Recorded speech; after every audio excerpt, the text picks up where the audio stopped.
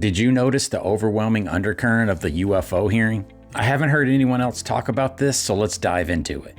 Let's start by checking out these clips and see if you can notice a pattern. Other veterans are also coming forward to us regarding UAP encounters in our airspace and oceans. Not just military, but also commercial aviation, because there's a lot of that going on, especially if you talk to anyone that flies from here to Hawaii. Over the Pacific, they see odd lights.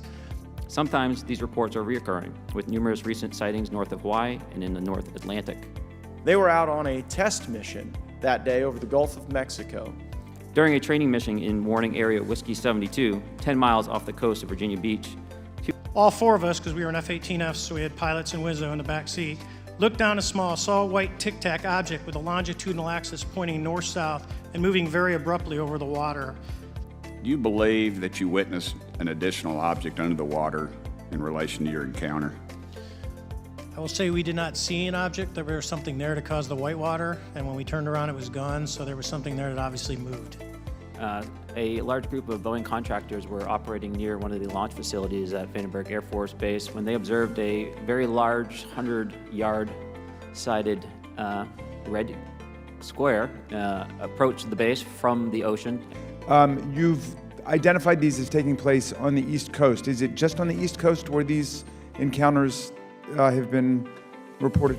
No. Since the events initially occurred, I've learned that the objects have been detected essentially where all operations, Navy operations are being conducted across the world. Kinda sounds like the connection between UAP sightings and our oceans was on full display during the hearing, doesn't it? And if you think about it, the possibility that UAPs may originate from our oceans does align with the recent shift away from the term extraterrestrial in favor of non-human intelligence. And did you notice this guy sitting in the front row? That's retired Rear Admiral Tim Gallaudet, and he holds the record for the longest tenured acting administrator of the National Oceanic and Atmospheric Administration, NOAA. And he's leading the charge, along with a little bit of help from Chris Mellon, to spearhead the global effort to put science before stigma to better understand UUPs, unidentified undersea phenomenon.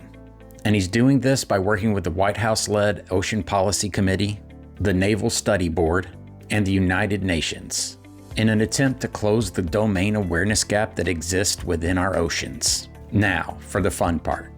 Keep all of this in mind and go back and watch The Abyss.